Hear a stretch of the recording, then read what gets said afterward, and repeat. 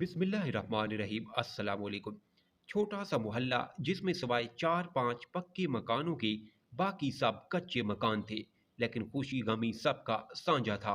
जहां मोहल्लेदार के गम में सब सुगवार होते थे, वहां मोहल्लेदार की खुशी में भी सब बढ़ चढ़कर हिस्सा लेते थे।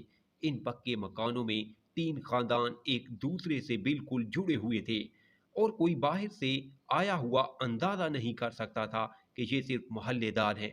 इनमें से एक घराने का सरबराह फौत हो चुका था, जिनका बड़ा बेटा, जिसको तमाम लोग भाईजान कहकर पुकारते थे, पढ़ लिख कर वकील बन गया। उसको समाजी कामों का जब्त था, और वो गरीबों, बेवाओं और यतीमों के मुकदमे मुफ्त लड़ा करता था। उसके लिए एक खुश शक्ल और खुश अतवार लड़की पसंद की गई, और चट मंगनी पट ब्याह हो गया। चंद ही दिनों में देखते ही देखते वो पूरे मोहल्ले की बुजुर्ग खवातीन की बड़ी बहू और लड़कियों की भाभी बन गई। अपने शौहर, सास, चार नंदों और दो देवराओं के साथ उसने अपनी शादीशुदा जिंदगी की इब्तिदा की, और तमाम के साथ निहायत खुश उसलूबी के साथ चलती रही।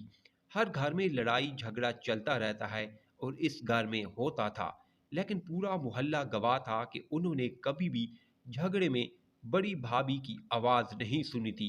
अगर कभी कोई उसे तंज का निशाना बनाता भी, तो बस ये खामोशी से आंखों में आंसू लाकर अपने कमरे में चली जाती थी।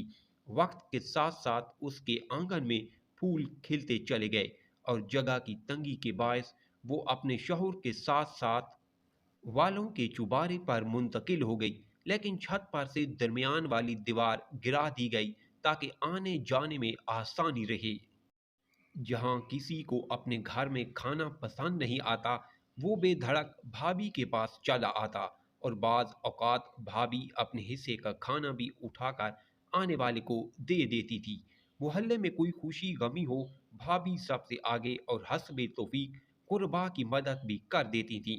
मोहल्ले में किसी घर में झगड़ा होता, फौरन पहुंचकर सुलह सफाई करवाती थीं। यहाँ तक कि मोहल्ले पड़ोस की गरीब बूढ़ी औरतें जो घरों में काम करती थीं, उम्र रसीदा होने के बावजूद भी भाभी को बेटी कहने के बजाय भाभी ही कहती थीं। कुछ अरसे में नई बहुएं मोहल्ले में आ गईं, और जब उनके बच्चे भी बड़े हुए तो उनके लिए भी ये भाभी थीं। पूरे मोहल्ले के बच्चे भाभी के घर आकर ऊधम मचा कर रखते थे, लेकिन मजाल है जो कभी माथे पर शिकन आई हो। आने वाले वक्त में उसकी तमाम नंदों और देवराओं की शादियां भी हुईं, और सास के फौत होने के बाद उसने नंदों के लिए मां का किरदार भी अदा किया, और हर ईद से ईद पर अपने शौहर को मजबूर करती कि बहनों को कुछ न कुछ भिजवा दो। खानदान की शादियों में शौहर बहुत कम शिरकत करती, लेकिन भाभी अपने तमाम बच्चों के साथ लाजमी शिरकत करती थी।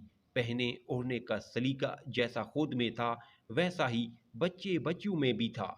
शौहर का बहुत नाम था, लेकिन खर्चे भी इसी तरह थे, और रिफाही समाजी कामों में बढ़ चढ़कर हिस्सा लेने की वजह से बाज औकात अपना काम भी मुतासिर रहता था। यहाँ तक कि बाज औकात घर में फूटी कूड़ी भी ना होती थी। लेकिन मजाल है जो भाभी ने कभी किसी के सामने तंगी का रोना रोया हो, बल्कि हमेशा अल्लाह का शुक्र अदा करती थीं, और ना थकती थी। बच्चे अक्सर सवाल करते कि तमाम रिश्तेदार और पड़ोसी समझते हैं कि हम बहुत अमीर हैं। भाभी मुस्कुरा कर कहती, तो समझने दो उन्हें, और काम से लग जाती थीं। वक्त इतनी तेजी से गुजरा कि पता ही नहीं चला कि कब भाभी, दादी और नानी बन गई। लेकिन मोहल्ले की कोई शादी होती तो तमाम लोग इसमें शिरकत के साथ साथ भाभी भाभी या खाला खाला करते जरूर मिलने आते थे, और ढेर सारी दुआएं ले जाते थे। उनको बहुत हंसी आती जब मोहल्ले की बहुओं के बच्चों के बच्चे भी उन्हें खाला जी या भाभी कहती। फिर अचानक साहिब फराश हो गए, लेकिन पांच वक्त की नमाज और कुरान आखिरी लम्हे तक ना छोड़ा। उनके फौत होने पर मोहल्ले की एक बहू, जो मोहल्ला छोड़कर जा चुकी थी, रो रो कर बताया उसका शौहर उसे बहुत मारता था, और किसी घर वाले की हिम्मत ना होती थी कि मुझे छुड़वाए। लेकिन भाभी को पता चलता तो फौरन से बेशतर मुझे छुड़वाती और अपने घर ले जाती थी। मैं उनके एहसानात कैसे भूलूं। मेरी कुछ भी ना लगते हुए وہ میری ڈھال تھیں، میری ماں کی جگہ تھیں۔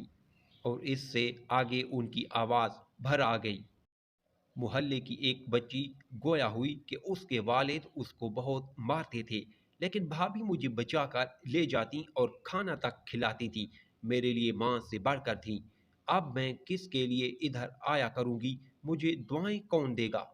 وہ خود تو روئی لیکن پورا ماحول اشک بار کر گئی۔ بھابھی کی نند بھی بولی کہ جتنا صبر و شکر بھابھی میں تھا اور کسی میں نہ تھا، انہوں نے ہمیں کبھی ماں کی کمی محسوس نہ ہونے دی تھی، اور فوت ہونے پر جو ان کے چہرے پر نور تھا وہ ان کے صبر و شکر اور اللہ کی نیک بندی ہونے کا ضامن تھا۔ محلے کی بیٹیاں جب کبھی اکٹھا ہوتی ہیں تو بھابھی کو یاد کر کے خود بھی روتی ہیں اور دوسروں کی آنکھیں بھی اشک بار کروا جاتی ہیں۔ غرض یہ کہ بھابھی چلی گئی، لیکن جاتے جاتے بتا گئی کہ بھابھی کے مقدس رشتہ کیا ہوتا ہے اور اسے کیسے نبھایا جاتا ہے۔ اللہ تعالیٰ ان کے درجات بلند کرے اور کروٹ کروٹ جنت نصیب فرمائے، آمین۔ چینل پر نیو ہیں تو پلیز سبسکرائب ضرور کیجیے۔